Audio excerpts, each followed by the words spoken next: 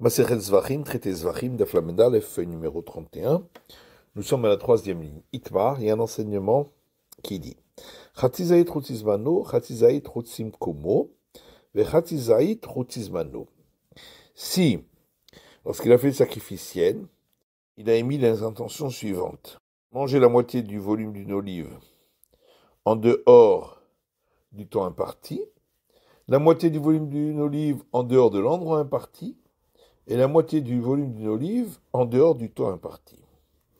Amar Rava dit, Vaikatski Yachen à Pigoul. Dans ce cas, le statut de Pigoul qui vient de l'intention de manger en dehors du temps imparti se réveillera comme s'il était endormi, puisque lorsqu'il aura eu une deuxième fois l'intention de manger un demi-volume d'une olive en dehors du temps imparti, s'associera avec la première intention, ce qui fera une intention d'une olive entière. Verav Hamnouna Amar, alors que Rav Hamnouna a dit, Eru Marshavot Ave. Il y a ici mélange des intentions, puisqu'au milieu il a eu l'intention de le manger en dehors de l'endroit imparti, et donc il n'y a pas la sanction du retranchement pour celui qui mange de ce sacrifice. Amar Rava Mana Aminana. Rava dit, d'où est-ce que j'ai déduit mon avis? Parce que on trouve dans une Mishnah, Kabetza Ochel Rishon, le Kabetza Ochel Sheni, s'il y avait le volume d'un œuf d'aliment qui est premier degré d'impureté, et le volume d'un œuf d'aliment qui est second degré d'impureté, chez Belalan Bzebeze, et on les a mélangés ensemble, Rishon, c'est considéré comme premier degré d'impureté, puisqu'il y a le volume d'un œuf de ce degré d'impureté, ce qui est suffisant pour rendre impur un autre aliment. Halkan, si on a séparé ensuite l'aliment, Zécheni et Zécheni. Les deux parties seront considérées comme second degré d'impureté, puisqu'il n'y a pas le volume d'un œuf de premier degré d'impureté dans aucune des parties. Et donc on en déduit que si il avait à nouveau mélangé ces deux parties, Rishon Havé, ça redevient premier degré d'impureté, donc on voit que l'impureté du départ se réveille. Et l'agma dit Mimai, d'où est-ce que tu sais qu'on peut faire cette déduction? Mais dit Katani Sefa, puisque dans la suite de cette Mishnah, il est dit Nafal Zebaratzmo Vezebaratzmo al Kikar Shel Trouma, si chacun est tombé de son côté sur un morceau de pain qui a le statut de prélèvement au prêtre, passe loi, ils l'ont rendu impropre à la consommation, donc troisième degré d'impureté, puisque chaque morceau était considéré comme second degré. Naflouch nehen keechad, mais s'ils sont tombés les deux ensemble, à sawashnia, alors ce morceau de pain est considéré comme second degré d'impureté, donc on voit que l'impureté se réveille. Veravamnuna Amar, alors que Ravamnuna lui dit, Atamika Shiura, là-bas au départ il y avait déjà le volume nécessaire, c'est après qu'il n'y avait plus le volume. Alors que Hachalika Shiura, ici il n'y a jamais eu le volume nécessaire pour au départ être considéré comme pigoul. Amar Ravamnuna dit, Mana Minala, d'où est-ce que moi je déduis mon opinion? Parce qu'on trouve dans une Mishnah, un aliment qui est devenu impur au contact d'un élément qui est du degré de perte d'impureté, Veshenitma Evladatuma, et un autre aliment qui lui est devenu impur par un élément qui était premier degré d'impureté, Mistafim Zeimze, ils s'associent l'un avec l'autre, les tamé bekal shebishnehem, pour rendre impur selon celui qui avait le degré d'impureté le moindre. Maïlav afagada adam allié, et n'est-ce pas que c'est valable même si ensuite on a rajouté du produit impur pour qu'il ait le volume nécessaire? On voit que l'impureté ne se réveille pas. Et l'Agmara dit, pas forcément, Dilma, Des lois d'Amalier. Peut-être c'est uniquement dans le cas où on n'a pas ensuite complété le volume. Kiata Ravdimi Amar. Lorsque Ravdimi est venu, il a dit Hatzizaït Rutzim Komo. S'il a eu l'intention de manger la moitié du volume d'une olive en dehors de l'endroit imparti. Hatzizaït Rutzizmano. Et ensuite de manger la moitié du volume d'une olive en dehors du temps imparti. Et ensuite, il a eu l'intention, Hatzizaït Rutzizmano, de manger la moitié du volume d'une olive en dehors du temps imparti. Tane Bar Kapara a enseigné dans une braïta, Pigoul, que ça a le statut de Pigoul, puisqu'il y a à présent le volume d'une olive entière qu'il avait pensé manger en dehors du temps imparti. Et donc, En Hatzizaït Moïb Mimkom Kazaït, le volume d'une demi-olive qui était destiné à être mangé à l'extérieur de l'endroit imparti, n'a pas d'effet pour empêcher l'application du pigoul qui provient du volume d'une olive entière à manger en dehors du temps imparti. Ravashi Matneachim, Ravashi lui apporte l'enseignement d'une braïta suivant. Hatzizaït Rutzizmano, s'il avait l'intention de manger la moitié du volume d'une olive en dehors du temps imparti. Au Kezaït, et ensuite il a eu l'intention de manger le volume d'une olive, pour moitié en dehors de l'endroit imparti et pour moitié en dehors du temps imparti. Tane Bar Kapara enseigne Pigoul. Le sacrifice a le statut de Pigoul, En Hatzizaït Mo'il Mimkom Kazaït, parce que le volume d'une demi-olive à manger en dehors de l'espace imparti n'a pas d'effet sur l'intention du volume d'une olive entière à manger en dehors du temps imparti. Rabbi Yana dit s'il a une intention que des chiens mangeront de la viande du sacrifice demain, pigoul. Le sacrifice a le statut de pigoul d'irtiv, parce qu'il est écrit dans le livre des rois, Bechelek Israël, et la reine Isével la mangeront les chiens dans la part de Israël. Donc on voit que lorsque les chiens consomment, ça s'appelle aussi manger, qui est le terme qui est employé dans la Torah pour l'intention du pigoul. Kifla Rabbi Ami, là-dessus Rabbi Ami pose une question en disant alors c'est ainsi, s'il a une intention que le feu le mangera demain. Dirtiv Tocheleu Eish lo nupach. Or, on trouve un verset qui dit le mangera un feu qui n'a pas été soufflé.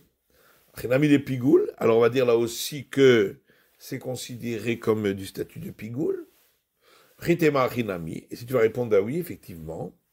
Vatan, pour toi, il y a une Mishnah qui dit les chol kechatzizaït ou l'actir kechatzizaït kacher. S'il a l'intention de manger un demi-volume d'olive en dehors du temps ou de l'endroit imparti, et également de brûler un demi-volume d'olive en dehors du temps ou de l'espace imparti, kacher, le sacrifice est valable, parce que manger et brûler, ça ne s'associe pas. Donc on voit que brûler n'est pas considéré comme manger. Et l'Agma répond, non, s'il avait employé le terme de manger, effectivement, ça s'associerait. Ici, de quoi pardon, il a employé le terme de faire fumer sur l'autel. Et la shon achila lechud, la shon aktara lechud. Et là-dessus, nous disons, l'expression de manger, c'est une chose, et l'expression de faire fumer, c'est autre chose. Ravashi pose une question.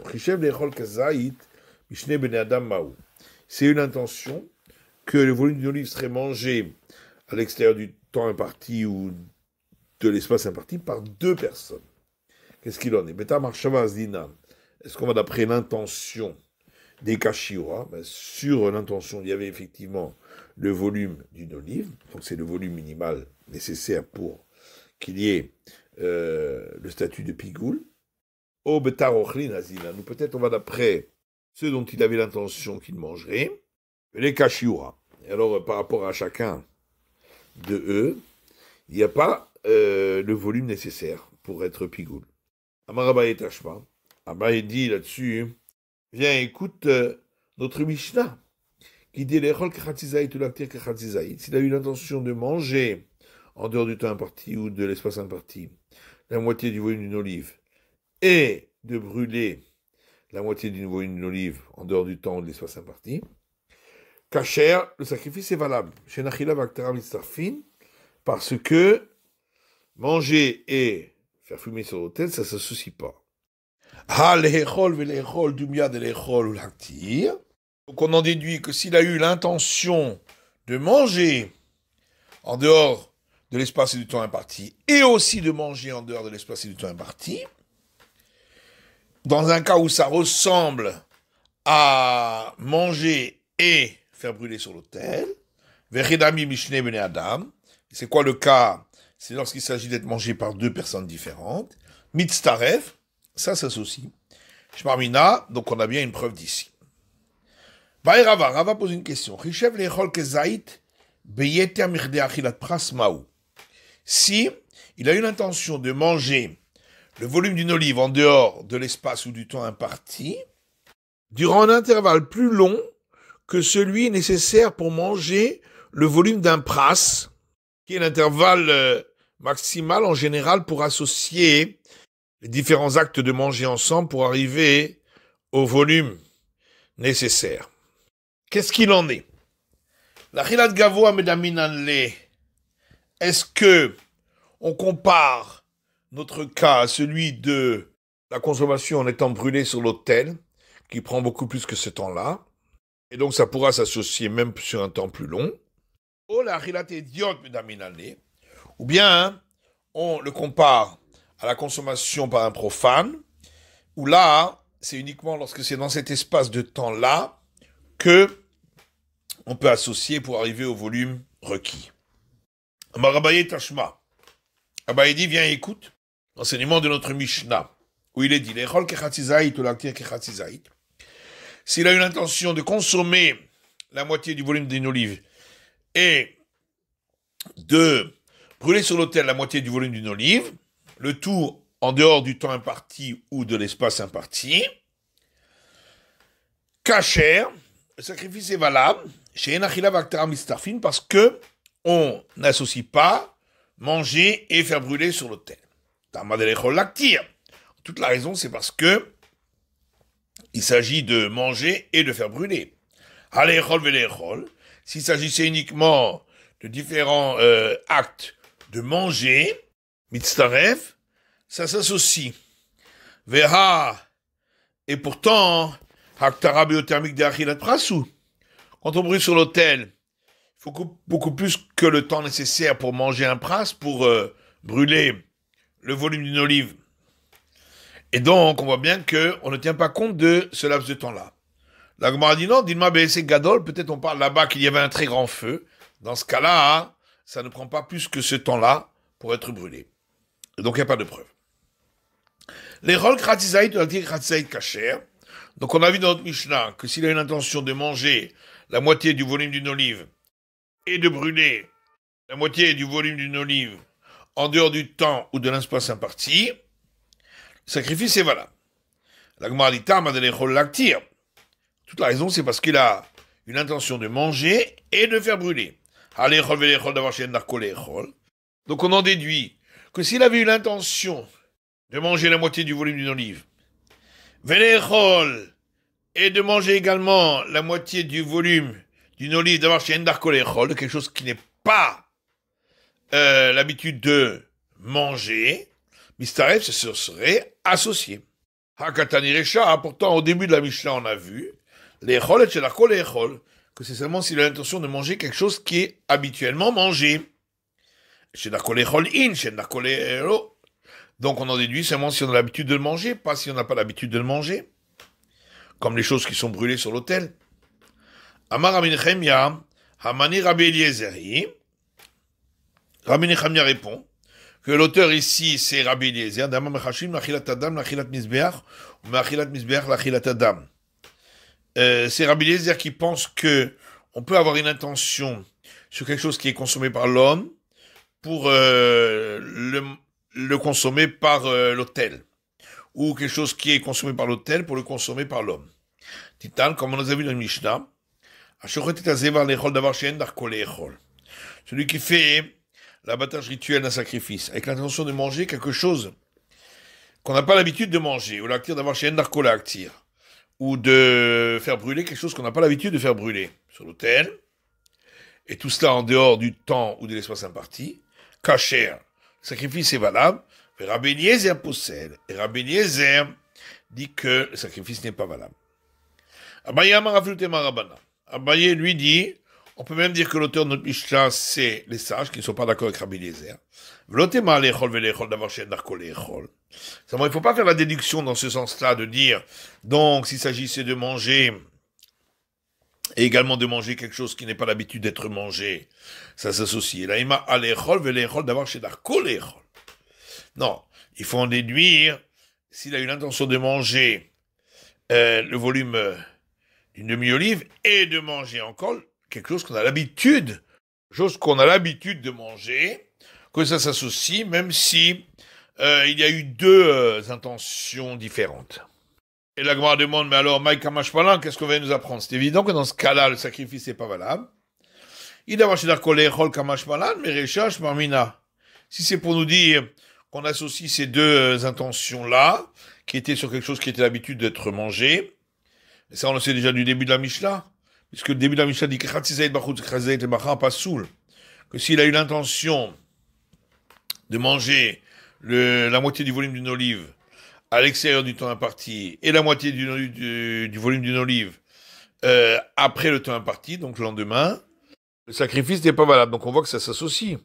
Il est chol ou les actir. Et si c'est pour être sur le cas où il a eu l'intention de manger la moitié du volume d'une olive et de faire brûler la moitié du volume d'olive, mais de qui adhérer, Chash Pamina.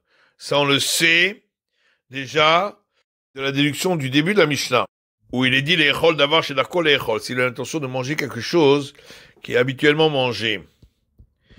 Donc c'est que dans ce cas-là que s'applique l'inaptitude du pigoul. Chez Endarko les chol, l'eau, mais si c'est pas l'habitude de manger, non.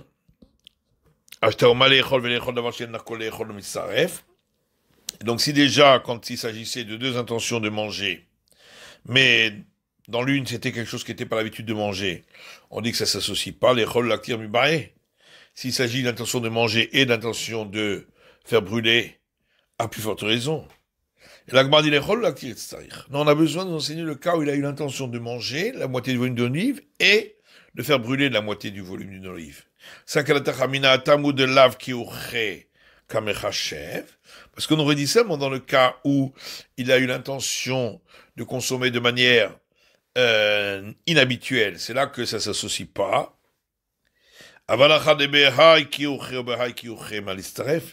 Mais dans le cas où les deux intentions c'était sur quelque chose qui était l'habitude de faire, comme consommer quelque chose qui est habituel à être consommé et brûler sur l'autel quelque chose qui est l'habitude d'être brûlé, l'Itztaref, on aurait pu croire que ça s'associe. Kamash Parlan, c'est pourquoi on vient nous apprendre que non, c'est la fin du chapitre.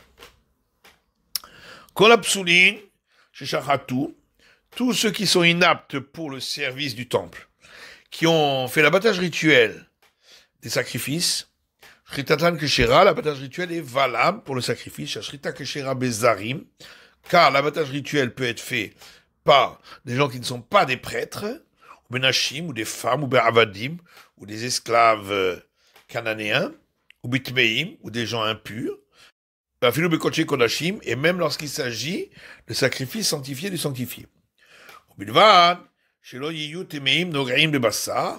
Mais à condition que, lorsqu'ils sont impurs, qu'ils ne touchent pas à la chair du sacrifice, pour ne pas le rendre impur. Le Vichar en Postim et Marshava, et c'est pourquoi, s'ils ont eu une intention qui était invalidantes, ils rendront le sacrifice invalide par cette intention au moment de l'abattage rituel. C'est la fin de l'étude du Daf Lamed Aleph de la feuille numéro 31.